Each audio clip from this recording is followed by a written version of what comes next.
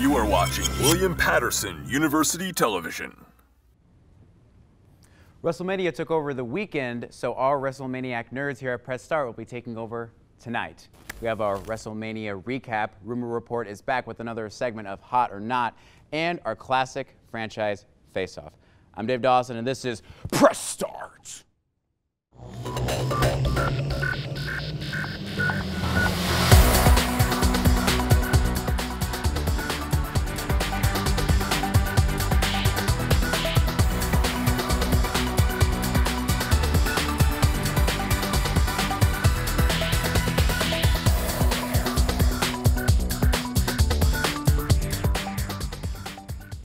Before we dive off the top rope and plunge into chaos, we've still got to bring you the news from around the internet. So Tiernan, what you got for us?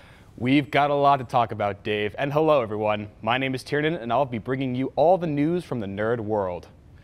Everyone is excited to see Tom Holland's webhead on the big screen this month in Infinity Wars. But wait, there's more. Well, for PS4 users, that is.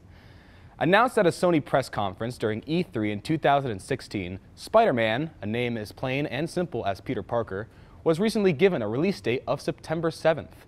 Developer Insomniac Games confirmed the game will be receiving 3 post-launch DLC chapters, dubbed Spider-Man: The City That Never Sleeps.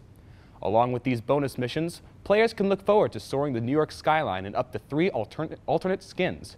More details are expected to drop at this year's E3. Spider-Man swings over to the PS4 this September. Keep it here for details on future DLC content. Please include a Venom costume. True. That's all I ask. True facts. That's all.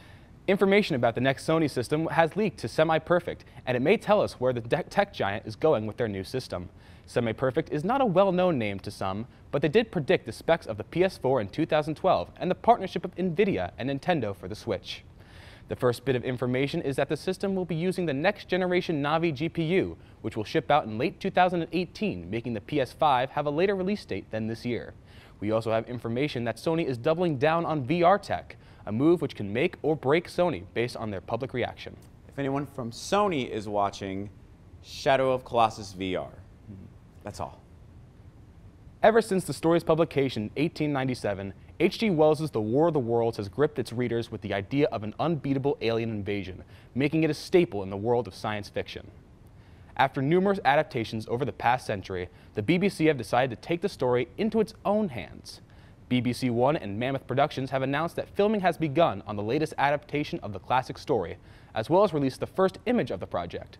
The 3-part adaptation will take place in the story's original Edwardian England, with the script balancing the story's human side and its horror elements, with director Craig Viviero stating, "We aim to provide a thoroughly modern thrill ride for the audience, delivering an alien invasion story that will shock and awe audiences across the globe."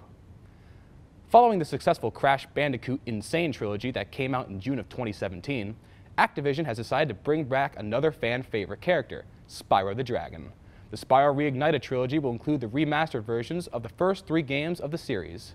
According to Activision, Spyro the Dragon, Spyro 2, Ripto's Rage, and Spyro Year of the Dragon will be remade from the ground up, with improvised environments, updated controls, improved lighting, and recreated cinematics. Considering that Spyro's last appearance was in a Skylanders game, we are all eager for the Purple Dragon to have an updated standalone title.